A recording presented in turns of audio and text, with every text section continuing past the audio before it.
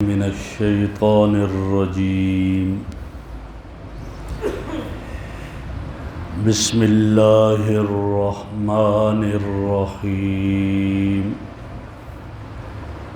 اولما اصابتکم مصیبہ قد اصبتم مثلیہا قلتم انا ھذا قل ھو من عند انفسکم ان اللہ علی کل شیء قدیر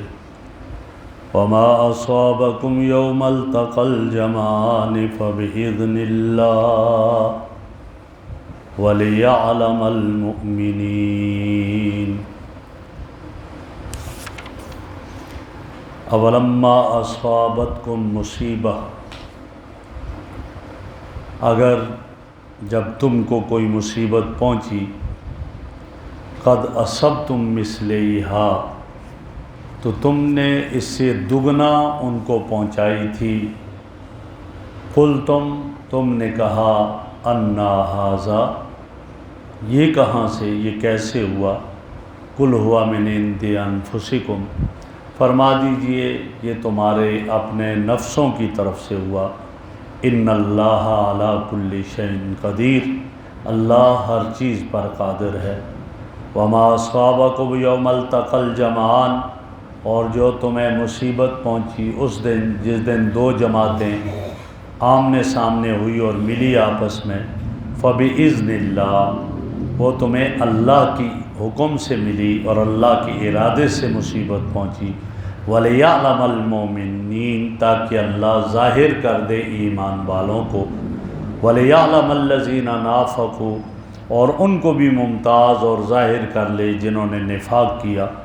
وَقِيلَ لَهُمْ، اور ان سے کہا گیا، تَعَالَوْا قَاتِلُوا فِي سَبِيلِ اللَّهِ، آؤ اللہ کے راستے میں قتال کریں، اَوِ ادْفَعُوا، یا دفاع کرو، قالوا، تو کہنے لگے، لو نعلم قتالا لاتبعناک، اگر ہم اس سے قتال اور ڈھنگ کی لڑائی سمجھتے تو ہم تمہارے پیچھے چلتے، وہم للکفر یومئذ اقرب منہم للایمان، اس دن یہ منافق ایمان کی بنسبت کفر کے زیادہ قریب تھے، یقولون بافواہہم، اپنے منہوں سے کہتے تھے، ما لیس فی قلوبہم، وہ بات جو ان کے دلوں میں نہیں تھی، واللہ اعلم بما یکتمون، اللہ بہتر جانتے ہیں جو یہ چھپا رہے تھے، الذین قالوا لاخوانہم، وہ کہ جنہوں نے اپنے بھائیوں ایمان والوں سے کہا، وقعدوا لو اطاعونا، اور یہ جہاد سے پیچھے بیٹھ کے اور کہنے لگے اگر یہ ہماری اطاعت کرتے، ما قتلوا، تو یہ قتل نہ کیے جاتے، قل، فرما دیجئے، فادرؤوا عن انفسکم الموت، روک لو اپنے نفسوں کو موت کو، ان کنتم صادقین، اگر تم سچے ہو۔ میرے محترم بزرگوں اور دوستو، کل کے درس میں نبی اکرم صلی اللہ علیہ وسلم کی بعثت کے مقاصد کو بیان کیا تھا، اور آج پھر دوبارہ وہی غزوہ احد کا واقعہ ذکر ہو رہا ہے، اور ایمان والوں کو اس میں تسلی دی جا رہی ہے کہ جب غزوہ احد میں 70 صحابہ کرام شہید ہوئے تو ان کی شہادت کی وجہ سے انہیں بڑا یہ بظاہر شکست ہو گئی تھوڑی دیر کے لیے، تو اس شکست پر انہیں بڑی تکلیف ہوئی، اور جب تکلیف ہوئی تو وہ کہنے لگے یہ کیا ہوا ہمیں، ہم تو ایمان والے، اللہ رب العزت کی مدد ہمارے ساتھ، اور رسول اللہ صلی اللہ علیہ وسلم ہم میں موجود ہوتے ہوئے ہمیں یہ وقتی شکست کیوں ہوگی، یہ کیسے ہو گیا؟ تو اللہ رب العزت تسلی دیتے ہوئے فرماتے ہیں، بھائی تمہیں تکلیف پہنچی، تمہارے 70 آدمی شہید ہوئے، ان کو تو دگنا تکلیف تم سے پہلے بدر میں پہنچی تھی، 70 ان کے سردار مارے گئے تھے، پھر ان کے بڑے بڑے آدمی قید ہو کر آئے تھے، تمہاری قید میں تھے، ذلیل و رسوار ہو کر رہے، ان کو تو دگنا تم نے تکلیف پہنچائی اور دگنا انہیں مصیبت پہنچائی، اگر تمہیں پہنچ گئی تو کیا ہوا، لیکن یہ جو تمہیں پہنچی تم یہ کہتے ہو کہ یہ کیوں ہوا، کیسے ہوا، جبکہ اللہ کی مدد ہمارے ساتھ، ہم حق پر، ہم ایمان والے، اور پھر نبی اکرم صلی اللہ علیہ وسلم ہم میں، فرمایا ہاں یہ سب کچھ ہوتے ہوئے کیوں ہوا ہے، فرمایا یہ سب کچھ ہوتے ہوئے تمہارے اپنے نفسوں کی وجہ سے، تمہاری جو ہے اپنی کوتاہی کی وجہ سے ہوا کہ تم نے محمد عربی صلی اللہ علیہ وسلم کی حکم کی جو تعمیل نہیں کی تھی، جو 50 آدمی کا ایک دستہ اس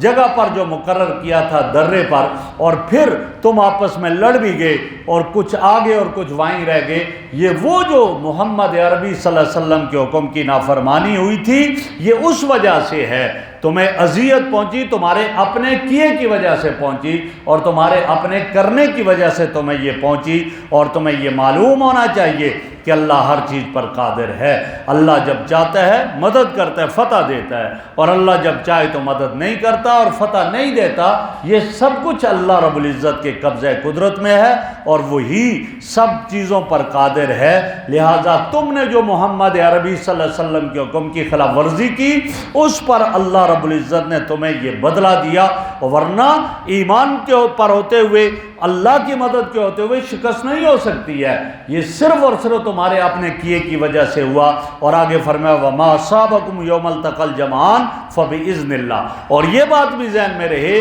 کہ یہ جو سب کچھ ہوا ہے، یہ جو ہوا کافر کچھ نہیں کر سکے۔ کافر کو کیا ہمت ہے کہ وہ اتنا کچھ کر سکے؟ یہ سب بِإِذْنِ اللَّهِ، اللہ کے ارادے سے ہوا ہے، اللہ کے حکم سے ہوا ہے، اور اللہ کے ارادے سے ہوا۔ اور ایسا کیوں کیا، اس طرح کیوں کیا؟ تو فرمایا اس کی حکمت کیا تھی؟ غزوہ احد میں یہ اس طرح کی کیفیت اور وقتی شکست آئی، اس کی حکمت کیا تھی؟ فرمایا اس کی حکمت یہ تھی وَلِيَعْلَمَ الْمُؤْمِنِينَ، ایک یہ کہ اللہ ایمان والوں کو ظاہر کرے، یعلم جاننا، اللہ تو جانتا ہے، اللہ کے علم میں سب کچھ ہے، یہاں مانا ہے کہ اللہ لوگوں کے سامنے ظاہر کرے۔ جب مشکل پڑتی ہے تو وہاں مخلص اور غیر مخلص کا پتہ چلتا ہے۔ جو مخلص ہوتا ہے وہ مشکل میں ساتھ دیتا ہے، اور غیر مخلص جو ہوتا ہے وہ سائیڈ سے نکل جاتا ہے، وہ کہتا ہے یار میں اب اس میں نہ ہوں، اور جو مخلص ہوتا ہے وہ کہتا ہے میرا مرنا جینا آپ کے ساتھ ہے۔ تو فرمایا ایک تو اللہ وہاں ایمان والوں کو ظاہر کر رہا تھا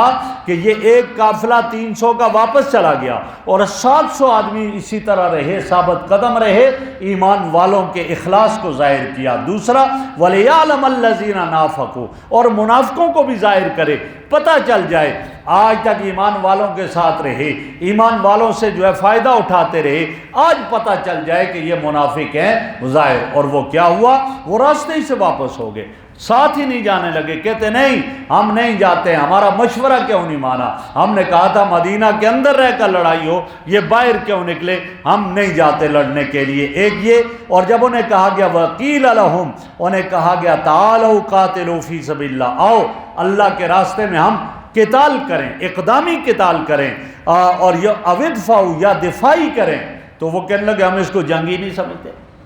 جنگ کی دو قسمیں ہیں، ایک ہے اقدامی اور ایک ہے دفاعی۔ اقدامی میں یہ ہوتا ہے دیکھا جس علاقے میں ایمان والے کمزور پڑ رہے ہیں، مسلمانوں پر ظلم و ستم ہو رہا ہے، اب وہاں کوئی آدمی حملہ کرتا ہے، یہ اقدامی جہاد ہے، لہٰذا اس میں بھی کئی جگہوں پر آیا شریعت میں اجازت ہے۔ اور زیادہ دفاعی ہوا کہ جب کافروں نے حملہ کیا، دفاع کے لیے سامنے مسلمان آئے اور آ کر اپنا دفاع کیا، اور اس وقت وہ جہاد فرض عین ہو جاتا ہے، اور جتنے لوگ ہیں وہاں کے، اور اگر وہ پورے نہ ہوں تو قریب والوں پر بھی جہاد فرض عین ہو جاتا ہے، پھر وہاں اجازت کی ضرورت نہیں ہوتی، بغیر اجازت کے نکلنا پڑتا ہے۔ جیسے غزوہ خندق میں حملہ کیا کافروں نے، اور آگے سے جو ہے وہ دفاع کیا گیا، تو وہ دفاعی جہاد تھا۔ تو فرمایا کہ جب ان منافقوں سے کہا آؤ بھائی، یا تو ہم اپنے حقوق کے لیے اقدامی جہاد کریں، وہ یا نہیں تو کم از کم دفاع تو کریں، یہ ہمارے اوپر حملہ نہ کریں۔ تو منافق کیا کہنے لگے؟ وہ یہ کہنے لگے لو نعلم قتالا لاتبعناکم، بھئی ہم قتال ہی نہیں سمجھتے، یہ کوئی لڑائی نہیں ہے، یہ کون سی لڑائی ہے ڈھنگ کی، ہم اسے نہیں سمجھتے لڑائی، اس لیے ہم نہیں جاتے تمہارے ساتھ، ہم مرنے کے لیے نہیں جاتے ہیں، اپنے آپ کو ہلاکت میں کیوں ڈالیں، وہ اتنے لوگ زیادہ ہیں اور ہم تھوڑے سے، ہم کیوں ان کا مقابلے میں جائیں، ان کا ہم مقابلہ ہی نہیں کر سکتے ہیں، لہذا ہمارا ان کا کیا مقابلہ، نہیں جاتے۔ اللہ فرماتے ہم للکفر یومئذ اقرب منہم للایمان، چونکہ پہلے کیا تھا، پہلے وہ یہ کہتے تھے، دل کے اندر کفر چھپایا ہوتا تھا، زبان سے کہتے ہم تمہارے ساتھ ہیں، ہم تو ایمان والوں کے ساتھ ہیں، ہم تو ایمان والے ہیں، اب ہر وقت ساتھ، لیکن آج جب کہا گیا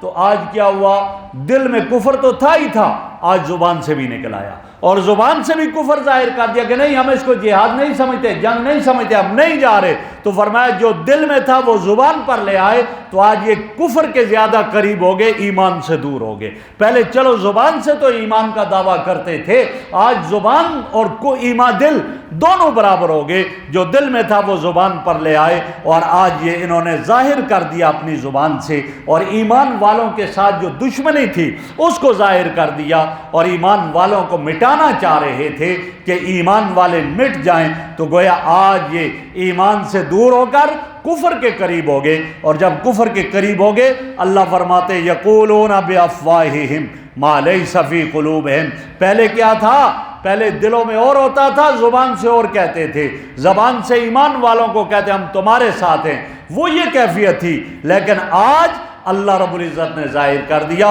واللہ اعلم بما یکتمون، جو دل میں چھپاتے تھے اللہ علیم بذات الصدور ہے، اللہ دلوں کے راز جانتا ہے، اللہ سب کچھ جانتا ہے، تو ان کے دلوں میں جو نفاق تھا اللہ نے وہ نفاق بھی ظاہر کر دیا، اور آج یہ کھل کر سامنے آگے اور کھلے گویا اس طرح ان کا نفاق ظاہر ہو گیا۔ آگے فرمایا الذین قالوا لاخوانہم، ایمان والے چونکہ زبان سے تو وہ دعویٰ کرتے تھے ہم ایمان والے ہیں، زبان سے دعویٰ، تو اس لیے کہا کہ جب انہوں نے اپنے بھائیوں سے، ایمان والے بھائیوں مسلمانوں سے کہا جو دین میں ان کے بھائی تھے، وقعدوا، اور یہ خود پیچھے رہ گئے، گھروں میں نہیں گئے جہاد میں، چونکہ واپس آ گئے تھے کہ ہم مرنے نہیں جاتے، تو جب یہ کہا، اب جب غزوہ احد میں 70 صحابہ کرام شہید ہوئے تو یہ کہنے لگے لو اطاعونا، اگر یہ ہماری بات کو مانتے، جیسے ہم نہیں گئے ہم واپس آ گئے، یہ بھی واپس آ جاتے، اپنے گھروں میں رہتے، ہماری بات کو مانتے، ما قتلوا، تو یہ وہاں مارے نہ جاتے، یہ بچ جاتے، ان کی زندگی ہوتی، یہ زندہ رہتے، یہ انہوں نے ہماری بات نہیں مانی، یہ مارے گئے، اور ہم نہیں گئے، ہم پیچھے رہے تو ہم بچ گئے، ہم نہیں مارے گئے۔ اللہ رب العزت اپنے نبی سے فرماتے ہیں ان سے کہہ دیجئے فَادْرَؤْا عَنْ أَنفُسِكُمُ الْمَوْتَ، اپنے اوپر سے موت کو ذرا روک کر تو دکھاؤ، اگر تم سچے ہو۔ موت تو ان جو گئے اللہ نے ان کے لیے شہادت لکھی تھی، جو پیچھے رہ گئے اللہ نے ان کی قسمت میں فی الحال موت نہیں لکھی تھی، ورنہ تم گھروں کے اندر کیوں مرتے ہو؟ جب موت کا وقت آتا ہے اذا جاء اجلہم لا یستاخرون ساعتا ولا یستقدمون، پھر ایک لمحے کے لیے بھی وہ آگے پیچھے نہیں ہو جاتی ہے۔ فرمایا وہ تو پھر یہ کیفیت ہوتی ہے، تو ان سے کہہ دو اگر تم یہ سمجھتے ہو کہ پیچھے رہنے سے، گھر میں رہنے سے موت نہیں آئے گی،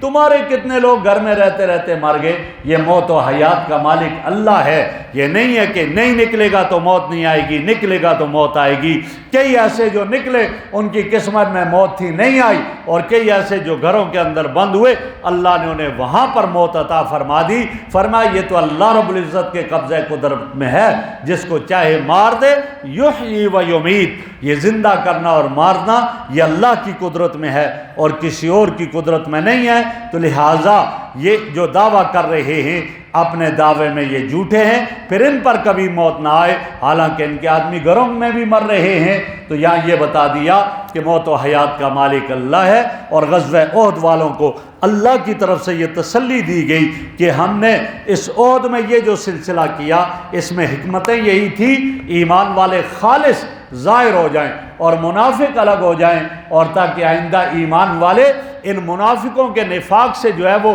سمجھ جائیں۔ ورنہ پہلے تو کیا حال تھا، منافق تو پہلی سب میں نماز پڑھتے تھے، جماعت کے ساتھ نماز پڑھتے، تکبیر اولیٰ کے ساتھ نماز پڑھتے، یہ فرق نہیں ہوتا تھا کہ ان میں ایمان والا کون ہے اور منافق کون ہے۔ تو غزوہ احد نے منافقوں کو الگ کر دیا، ایمان والوں کو الگ کر دیا، اور ان کا نفاق کھل کر آ گیا۔ اللہ رب العزت ہمیں قرآن کریم کی سمجھ عطا فرمائے۔